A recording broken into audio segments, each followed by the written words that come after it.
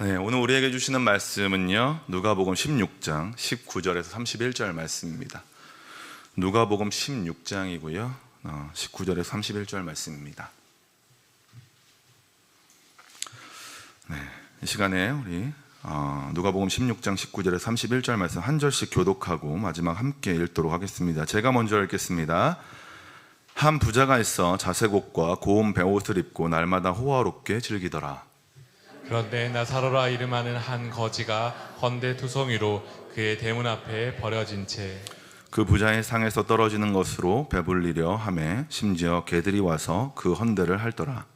이에 그 거지가 죽어 천사들에게 받들려 아브라함의 품에 들어가고 부자도 죽어 장사되매 그가 음부에서 고통 중에 눈을 들어 멀리 아브라함과 그의 품에 있는 나사로를 보고 불러 이르되 아버지 아브라함이여 나를 긍휼히 여기사 나사로를 보내어 그 손가락 끝에 물을 찍어 내 혀를 서늘하게 하소서. 내가 이 불꽃 가운데에서 괴로워하나이다. 아브라함이 이르되 예 너는 살았을 때 좋은 것을 받았고 나사로는 고난을 받았으니 이것을 기억하라. 이제 그는 여기서 위로를 받고 너는 괴로움을 받느니라. 그뿐 아니라 너희와 우리 사이에 큰 구렁텅이가 놓여 있어 여기서 너희에게 건너가고자 하되 갈 수 없고 거기서 우리에게 건너올 수도 없게 하였느니라. 이르되 그러면 아버지여 구하노니 나사로를 내 아버지의 집에 보내소서. 내 형제 다섯이 있으니 그들에게 증언하게 하여 그들로 이 고통받는 곳에 오지 않게 하소서. 아브라함이 이르되 그들에게 모세와 선지자들이 있으니 그들에게 들을지니라. 이르되 그렇지 아니하니이다. 아버지 아브라함이여 만일 죽은 자에게서 그들에게 가는 자가 있으면 회개하리이다. 함께 읽겠습니다. 이르되 모세와 선지자들에게 듣지 아니하면 비록 죽은 자 가운데서 살아난 자가 있을지라도 권함을 받지 아니하리라 하였다 하시니라. 아멘. 네, 이 시간 주님 앞에 나오신 우리 성도님들을 다시 한번 환영하고 축복합니다. 주님의 그 은혜 가운데서 온전히 누리는 시간 되길 소망합니다. 네, 오늘의 본문은요, 우리가 신앙생활하면서 좀 많이 보았던 본문이라 할 수 있습니다. 저도 보면은 이제 그 아이들, 다음 세대 아이들을 이제 볼 때 이 본문이 이렇게 사파로 이렇게 돼가지고 이렇게 가르치는 장면들이 좀 생각이 납니다. 그러니까 좀 이렇게 재밌는 얘기들을 가지고서 우리 아이들에게 이제 설명할 때 특별히 이 이야기는 좀 안 빠진다라는 생각이 들더라고요. 그래서 한 부자와 나사로의 이야기를 우리가 굉장히 많이 접했고 그 내용이 어떤 것인지 많은 분들이 알고 있는 것이죠. 한 부자가 있고 한 거지가 있는 것이죠. 또 이 부자는 죽어서 지옥에 갔고 거지는 천국에 갔다는 이야기로 이 땅 가운데서 있을 때 마음의 부여함이 아니라 가난한 자가 천국에 갈 수 있다는 내용으로 접했던 본문이기도 합니다. 이 외에도 많은 해석들로 많은 사람들에게 들려졌던 본문이죠. 자, 분명 쉽게 이해될 수 있는 본문이라 생각하는데요. 한편으로 주님이 이 본문을 보게 하신 이유가 조금은 다른 시선으로 본문을 보면서 또 다른 이야기를 우리에게 주시는 건 아닐까라는 생각으로 본문을 보기 시작했습니다. 자, 본문을 확정하고 한참 동안 본문을 읽어가는데 제 안에 이런 질문이 좀 생겼습니다. 왜 부자와 거지의 이야기일까? 그리고 나사로는 왜 천국에 갔을까? 뭐 이런 등등 여러 가지 궁금증으로 오늘의 본문을 좀 이렇게 읽게 되었고 또 그 눈으로서 이 본문을 계속해서 보게 되었습니다. 이 시간 저는 이 질문들을 통해서 본문을 보면서 성도님들과 함께 이야기를 좀 나누고자 합니다. 자, 한 부자와 거지 나사로의 이야기를 조금 더 넓게 보면서 우리를 점검하고 하나님이 원하시는 삶 가운데로 나아가시길 소망합니다. 우선 우리가 보아야 할 본문의 시선은 바로 이것이 비유로 되어 있다라는 것입니다. 이제 학자들마다 되게 분분해요. 이것이 실화로 되어 있는, 그러니까 성경 안에 일반적으로 우리가 알고 있는 그 이야기들 가운데 그 인물들, 그 중에서 부자와 나사로라는 인물이 있고 그가 지냈던 모습, 실제로 있었던 일이다라고 말하는 그런 학자들이 있고, 그렇지 않다, 이거는 비유로서 사람들에게 예수님께서 그 누군가에게 가르침을 주고자 이것들을 준 것이다 라고 말하는 그런 학자들도 있습니다. 그러니까 여러 학자들이 이제 분분해요. 이게 진짜다 아니다, 이건 비유다 사실이다, 막 이런 것들을 이야기하죠. 제가 많이 신뢰하고 공부하는 이제 칼빈이라는 분도 이 부분을 볼 때 실제로 일어난 중요한 사건이다라고 보더라고요. 그런데 저는 감히 그런 대가가 말하는데도 불구하고 저는 반대로 이것이 비유라는 마음이 들어서 비유로서 이 본문을 좀 보고 싶습니다. 자, 오늘의 본문이 실제로 일어난 것이다라고 하면 또 다른 의문이 생겨요. 어떤 의문이 생기냐면, 지옥에 가서 우리 아브라함과 이렇게 이야기할 수 있는 건가? 천국에 있는 사람들과 이야기할 수 있는 건가? 라는 의문도 좀 생기고요. 또 하나는 또 인생을 살면서 그냥 단순히 긍휼함 가운데 지냈고 거지로서 살다가 그렇게 그냥 들려서 어떻게 죽었는지도 모르고 이렇게 천국에 갈 수 있는 건가? 라는 그런 의문도 좀 생기면서 여러 가지들이 마음 가운데 좀 이제 여러 가지들이 생각이 된다는 거예요. 그런데 이것을 비유로 바꿔서 보면 이해가 되는 부분들이 굉장히 많이 있습니다. 그리고 또한 이것이 누구에게 말했는지, 누구를 통해서 이것들이 누구에게 전달되길 원했는지를 알게 되면, 아, 이게 진짜 비유로서 우리에게 주어지는 것이구나 라는 것들을 알게 된다라는 것입니다. 제가 왜 비유인지 사실인지 이게 그러니까 이것을 왜 얘기하냐면, 비유로서 우리에게 주어졌다라고 한다면 이것이 우리에게 조금 더 강하게, 또 우리에게 더 큰 가르침으로 다가오기 때문에 비유라 말씀드리는 겁니다. 자, 그렇다면 이 이야기는 누구에게 하고 있는 말씀일까요? 비유라 말하는 이 이야기는 누구에게 하고 있는 말씀일까요? 이것을 알려면 우리가 읽었던 본문의 앞을 좀 봐야 됩니다. 누가복음 16장 14절에서 15절 말씀인데요, 우리 함께 읽어보도록 하겠습니다. 14절 15절입니다. 시작.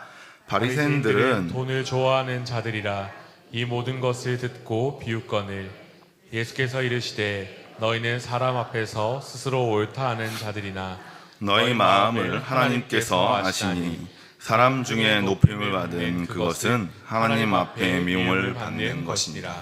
아멘. 지금 이 본문의 앞에 보면 불의한 청지기에 대한 비유로서 가르침을 주고 있습니다. 불의한 청지기에 대한 비유. 자, 그 불의한 청지기에 대한 비유도 누구에게 하고 있는 거냐면 바로 바리새인들에게 이야기하고 있는 거예요. 당시 기득권으로서 명예, 권력 이런 것들을 가지고 있었고 무엇보다도 이들이 부자였어요. 네, 바리새인들이 돈이 좀 많았습니다. 그러니까 지금 가질 건 다 갖추고 있는 이 사람들이 예수님 하나 죽이고자 늘 따라다니면서 그 예수님 가르침 가운데서 계속 삐뚤어진 시선으로 예수님 바라보고 있거든요. 그런데 그런 불의한 그 바리새인들에게 예수님은 불의한 청지기의 그 비유를 통해서 다시 한번 그 정말 가진 그 사람들이 어떻게 행동해야 되는지 가르쳐 주셨거든요. 자, 세상에서 통용되는 그 더러운 돈이라 할지라도, 돈이라는 것이 굉장히 지저분하고 더러운 것이지만 그것이라 할지라도 그것으로 친구를 사야 된다라고 말하는 것이 무엇을 말하는 거냐면, 불의한 청지기를 통해서 그들을 사야 된다라고 말하는 것은 그것을 가지고서 돌보고 그들에게 정말 많은 것들을 베풀고 그들을 주님 품으로 인도해야 된다라는 이야기였거든요. 그런데 그 이야기를 듣고서 지금 바리새인들이 무슨 행동을 하냐면 웃었어요. 비웃었다는 거예요. 자기들이 볼 때는 가진 것도 없고 뭐 줄 것도 없고 그들한테 베풀어봤자 베풀 이유도 없고 자신들이 힘들게 얻은 것들을 굳이 그들한테 왜 나눠주냐라는 마음으로 지금 예수님의 그 말을 듣고서 이들이 비웃었단 말이에요. 그런데 예수님은 그렇게 비웃는 그 바리새인들을 향해서 다시 한번 오늘 부자와 나사로의 이야기를 통해서 조금 더 깊은 가르침을 주시고자 오늘의 이야기를 하시고 계시다라는 것입니다.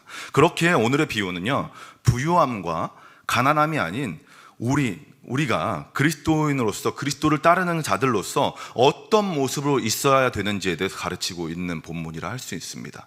우리가 어떤 모습으로 세상 가운데 살아갈 때 어떤 모습으로 그 다음의 생이, 우리가 마지막 때 어떤 모습으로 있게 되는지에 대해서 보게 하는 본문이라고 할 수 있다는 것입니다.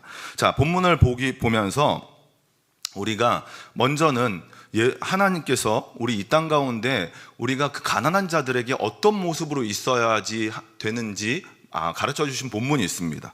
그것을 먼저 보고 나서 그 부자와 나사로에 대한 이야기를 하고 싶은데요, 신명기 24장 10절에서 15절 말씀입니다. 분명히 하나님은 이 말씀을 통해서 그 가난한 자들, 정말 이 세상 가운데 가지지 못한 자들에게 어떤 모습으로 있는 자들이 그것을 해야 되는지에 대해서 가르쳐 주셨거든요.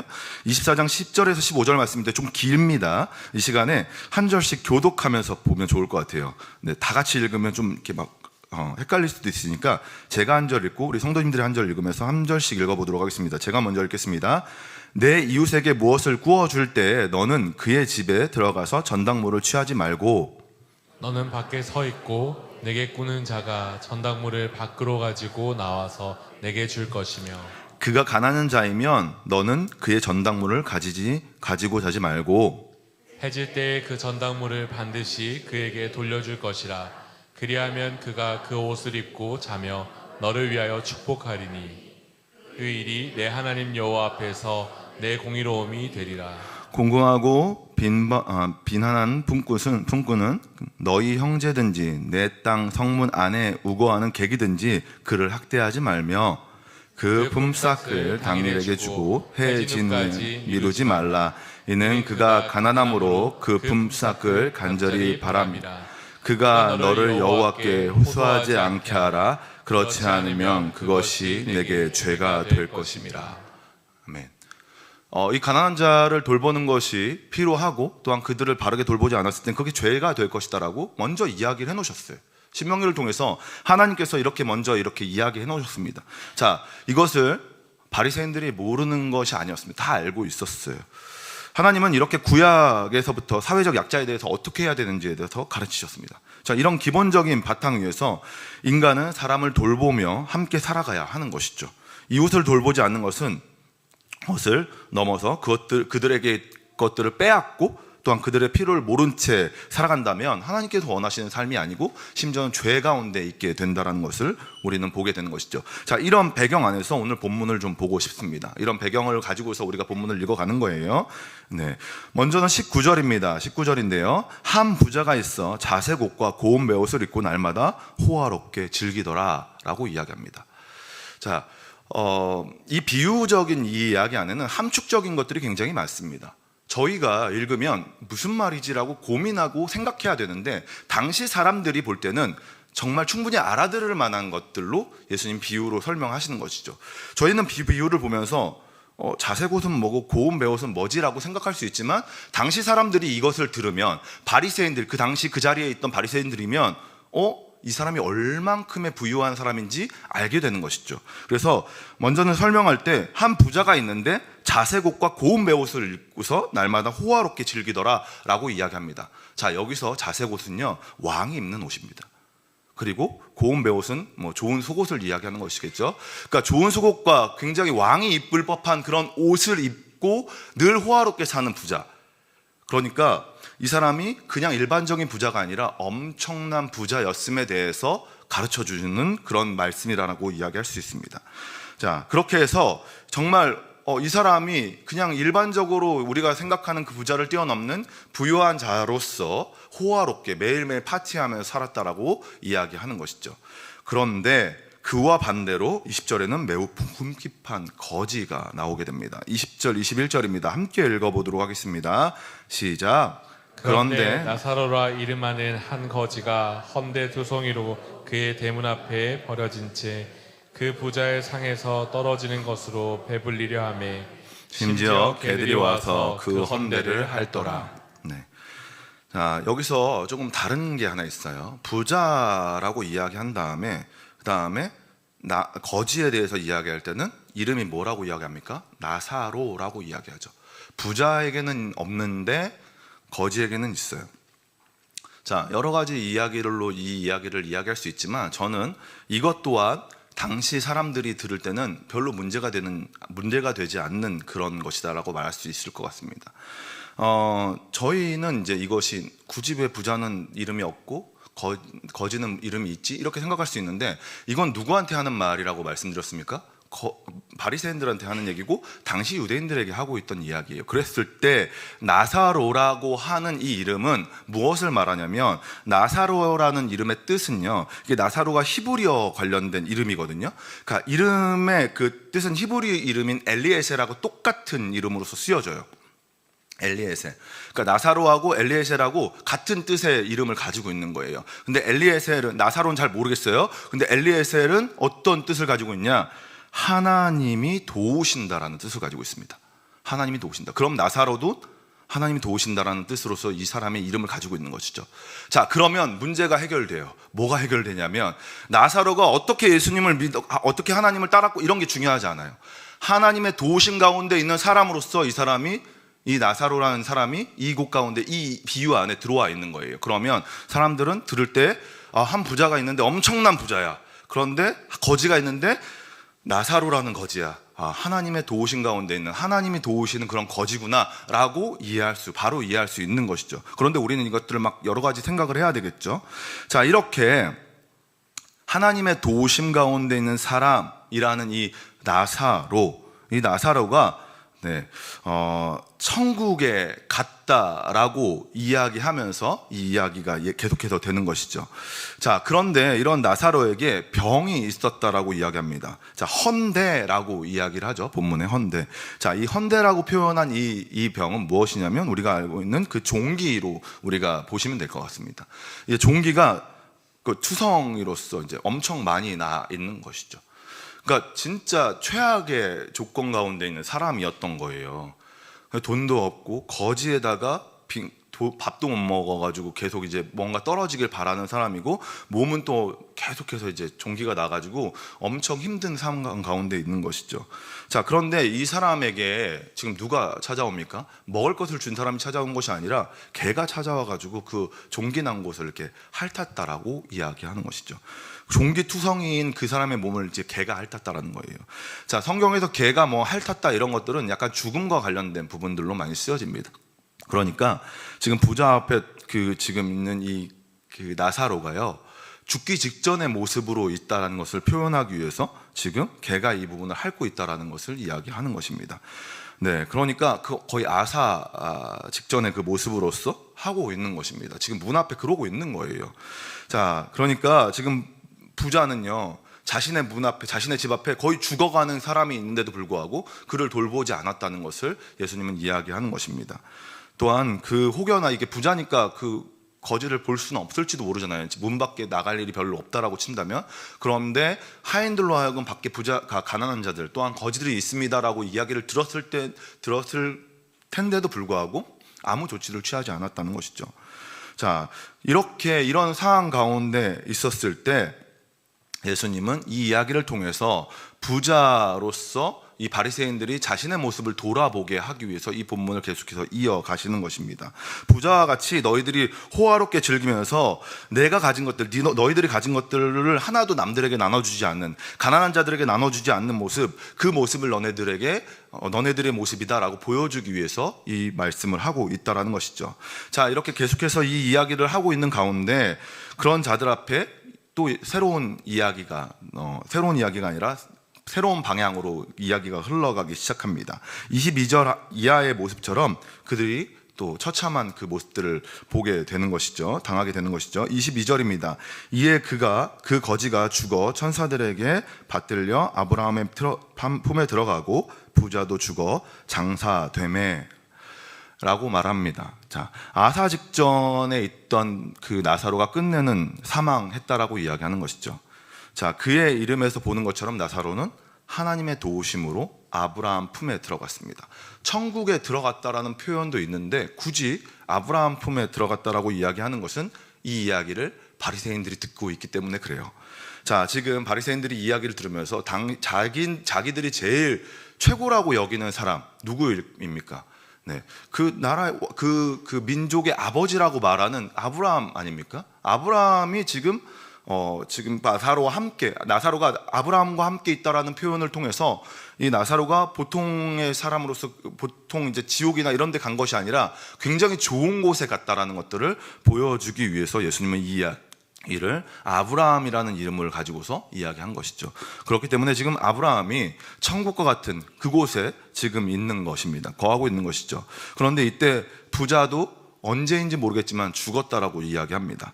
자, 그런데 그는 장사되었다라고 이야기하죠.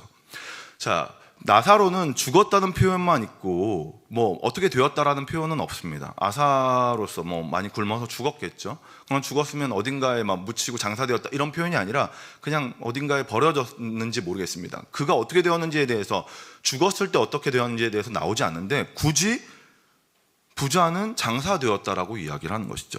끝까지 돈으로서 그 호화롭게 마지막을 보냈음을 보여주는 장면이라 할 수 있습니다. 이 모습을 통해서 죽기 전 또는 죽어서 이 몸으로서 있을 때 끝까지 그 부자로서의 그 자신의 것들을 다 누렸다는 것을 보여주기 위해서 이 표현을 쓴 것입니다. 자, 이렇게 장례까지 치른 부자는 죽음 이후에 새로운 삶을 살아가게 됩니다. 새로운 상황 가운데 놓이게 되는 것이죠. 23절입니다. 그가 음부에서 고통 중에 눈을 들어 멀리 아브라함과 그의 품에 있는 나사로를 보고, 그가 음부에 있어요. 지금 하데스라고 이야기하는데, 그가 우리가 말하는 그 지옥에 있다라는 것입니다. 지옥에서 부자는요, 아브라함 품에 있는 나사로를 보게 됩니다. 그러니까 어떻게 봤는지는 저희는 잘 몰라요. 그럼 모르는데, 지금 이 비유 안에서 볼 때 지금 이 부자가 아브라함 품에 있는 나사로를 봤다라는 겁니다. 아마도 부자는 나사로를 알고 있었던 것 같아요. 그냥 알아봤으니까요. 나사로를 본 부자는 크게 소리 질러서 아브라함을 부릅니다. 자, 24절인데요. 함께 읽어봤으면 좋겠습니다. 24절 함께 읽겠습니다. 시작. 불러 이르되 아버지 아브라함이여 나를 긍휼히 여기사 나사로를 보내어 그 손가락 끝에 물을 찍어 내 혀를 서늘하게 하소서. 내가 이 불꽃 가운데서 괴로워하나이다. 네, 불러 이르되 라고 말하는 이 부분은요, 사실 이제 소리 질러 불렀다라는 표현이 훨씬 더 맞긴 합니다. 자, 뜨거운 불 속에서 아브라함을 부르는 것이죠. 엄청 힘들었던 것 같아요. 크게 소리를 질러서 아브라함을 부르는 것입니다. 그런데 그냥 부르는 것이 아니라 아브라함 앞에 뭐라고 붙어 있습니까? 아버지라고 붙여 있습니다. 부자에게 아브라함은 아버지였습니다. 다시 말해서 열심히 자신의 신앙을 지켰다는 표현으로서 이 부분을 쓰여지고 있는 것입니다. 그러니까 부자가 그냥 자신의 것들을 가지고서 열심히 쓰고 흥청망청 살아간 것이 아니라 아브라함을 아버지로 여길 만큼의 신앙을 지니고 있었다는 것이죠. 그가 그냥 아무것도 없는 상태에서 그냥 살아갔던 것이 아니라 아브라함을 아버지라 부를 만큼의 그 신앙 안에서 자신의 것들을 지켜가면서 그 안에서 자신의 것들을 누리며 살아갔다는 것을 보여주는 것입니다. 자, 이는 아브라함을 아버지로 믿고 따르면서도 율법으로 많은 사람들을 죽이고 있는 그 바리새인들을 직접적으로 표현하고 있는 표현이라 할 수 있는 것이죠. 자신들은 아브라함을 자신의 아버지라고 믿고 따르고 열심히 따른다라고 말하면서도 정작 아브라함과 같은 삶을 살아가지 못했다는 것을 예수님은 그들에게 보여주고 있는 것입니다. 그들은 정말 열심히 자신의 신앙을 따르며 살아갔지만 정작 그들이 하는 행동들은 그런 행동들이 아니었다는 것이죠. 바리새인만 봐도 그렇습니다. 율법을 따라서 그냥 아브라함이 자신의 아버지라고 믿고서 그렇게 열심히 믿고 따라가는데 결론은 어떻습니까? 말로 사람들을 죽이고 정죄하잖아요. 이렇듯 부자는 분명 자신이 세상을 살 땐 몰랐을 것입니다. 자신은 항상 자신의 상황을 돌아봤을 때 잘 먹고 잘 살고 아브라함을 아버지라 부를 만큼의 신앙을 가지고 살면서 문제없이 살았다라고 생각할 거예요. 자신은 이제 열심히 그냥 자신에게 주어진, 자신에게 그 재정들이 많이 들어왔으니까 부자니까 아브라함을 아버지라 부르면서 정말 축복 가운데 많은 것들을 받으면서 누렸다라고 생각하면서 열심히 그 신앙 안에서 살았겠죠. 그런데 정작 그는 자신이 아버지라 생각하는 그 아브라함 품에 있지 않는다는 것입니다. 그런데 그렇게 놀람도 잠시 부자는 지금의 처지를 돌아보며 개선할 여유가 있지 않았습니다. 불 가운데 고통스럽게 있기 때문에 그는 왜 내가 여기에 있는지, 나사로는 왜 거기에 있는지 이런 거 개선할 틈이 없었다는 거예요. 그냥 다른 사람들보다 자기가 아는 얼굴 그 나사로를 보면서 자신에게 그 물 한 방울 찍어가지고 자신에게 주길 바라면서 그를 바라보며 그에게 구하고 있다는 것입니다. 그냥 뭔가 따지고 그럴 시간이 없어요. 그냥 따지고 그럴 시간이 없고 그냥 자신이 있는 처지 안에서 너무나도 힘들고 어려우니까 그냥 자신이 아는 그 얼굴 바라보면서 그에게 물 한 방울 찍어서 자신의 혀를 시원케 해달라고 부탁하는 것이죠. 자, 이는 어쩌면 부자가 나사로에게 베풀었던 호의만큼의 크기일지도 모릅니다.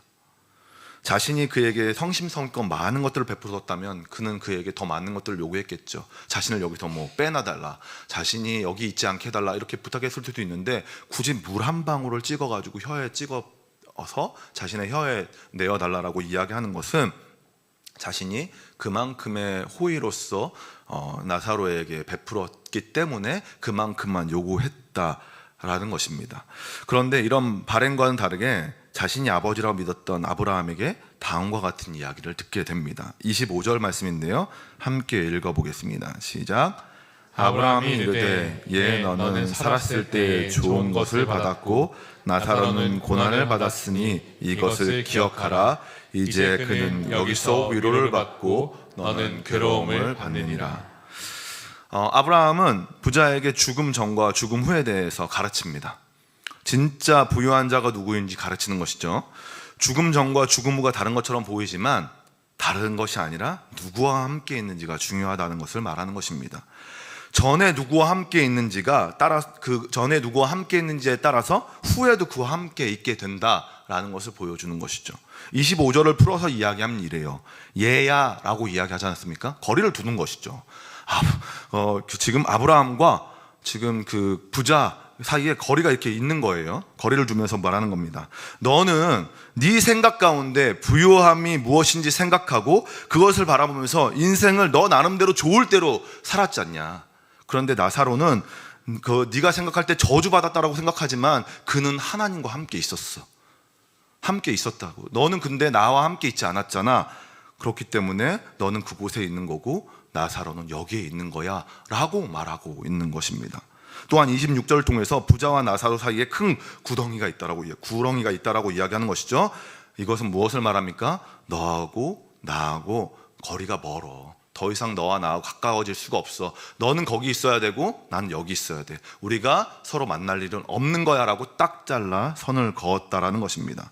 자, 이처럼 부자의 모습으로 예수님은 바리새인들이 가지고 있는 그 모습을 보여주고 있는 것입니다. 바리새인들로 하여금 지금의 길이 끝내는 너희들이 맞다라고 생각하는 그 길이 끝내는 어떤 길 가운데로 나아가게 될지에 대해서 보여주고 있는 것이 바로 지금의 모습이라는 것입니다. 끝내는 그가 돌이킬 수 없는 그 길 가운데로 가서 바리새인들 너희들이 돌이킬 수 없는 그 길 가운데에서 울며 이를 갈며 그곳에서 있게 될 것이다라고 예수님은 말씀하고 있는 것입니다. 자, 어떠십니까? 바리새인의 모습을 보게 하시기 위해서 비유로 들었던 이 부자와 나사로의 모습을 보면서 우리의 모습은 어디에 있다라고 생각하십니까? 삶은 부자와 가난한 자의 두 길이 있는 것처럼 보이지만 사실 중요한 것은 그것이 아니라 우리가 어떤 것을 확신하며 믿고 살아가고 있는지에 대해서 묻고 있는 것입니다. 부자와 나사로의 위치가 문 하나로 갈려져 있습니다. 문 밖에 나사로가 있고 문 안에 지금 부자가 있는 것이죠. 매우 가까운 곳에 있어요. 하지만 한 사람은 자신의 부유함을 믿고 살았습니다. 하나님이라는 명분만 앞에 세웠을 뿐, 하나님을 믿고 있다라고 그 명분 앞에 있었을 뿐, 그의 행동은 아버지가 계시지 않은 행동이었다라는 것입니다. 아버지가 말씀하신 대로 살아가지 않는 모습이었다는 것이죠. 그런데 나사로는 반대로 궁핍하고 더럽고 아픔 가운데 있었지만 하나님의 도우심 가운데 있었습니다.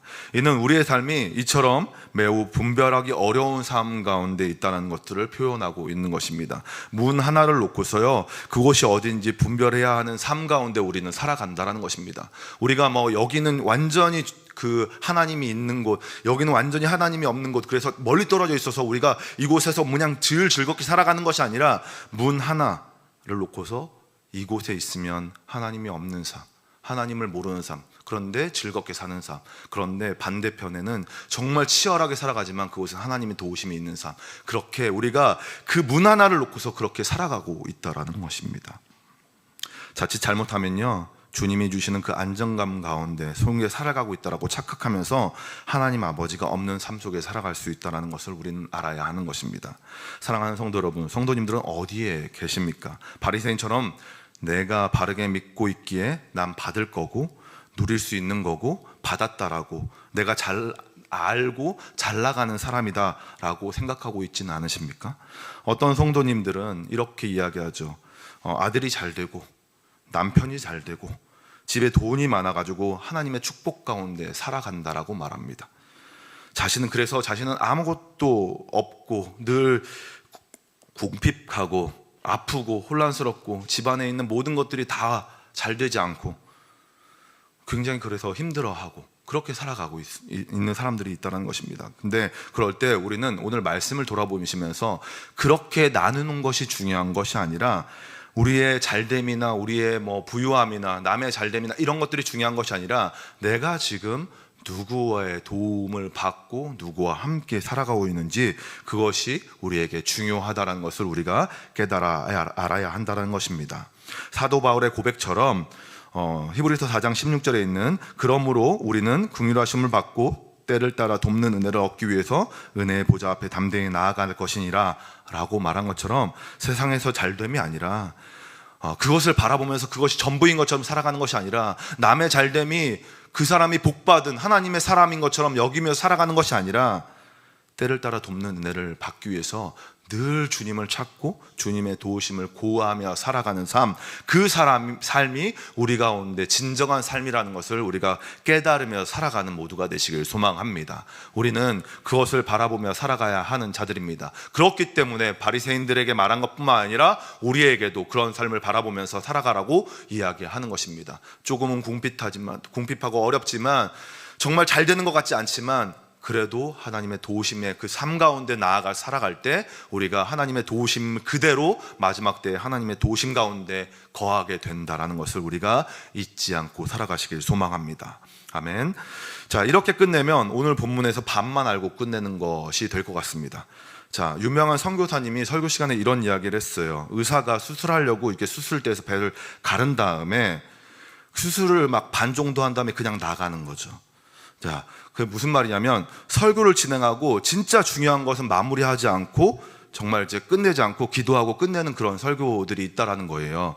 자, 만약에 오늘 26절까지만 설교하고 끝내고 제가 시간이 너무나도 안 돼가지고 내려가면 그건 제가 이제 배 가르고 그냥 이렇게 가만히 놔두고 그냥 내려가는 것과 똑같은 것이라는 것입니다. 자, 27절부터 31절을 우리가 확실하게 봐야지 우리한테 주어진 그 적용점이 무엇인지 확실하게 알게 된다는 것입니다. 자, 27절부터 31절까지는 우리에게 오늘 말씀의 적용을 보여주고 있는 것입니다. 지금까지 부자와 나사로의 모습을 통해서 마지막에 어떻게 될지에 대해서 배웠다면 이제는 그 사실을 알게 된 우리가 해야 하는 적용적인 부분이 무엇인지 말씀해 주는 것입니다. 자, 27절, 28절 말씀인데요. 함께 읽어보도록 하겠습니다. 함께 읽겠습니다. 시작. 이르되 그러면 아버지여 구하노니 나사로를 내 아버지의 집에 보내소서. 내 형제 다섯이 있으니 그들에게 증언하게 하여 그들로 이 고통받는 곳에 오지 않게 하소서. 부자가 자신의 처한 상황이 이렇게 되었지만 자신의 가족들은 자신과 똑같이 되지 않길 바라는 마음으로 잘못을 저지르지 않도록 지금 아브라함에게 부탁하는 것입니다.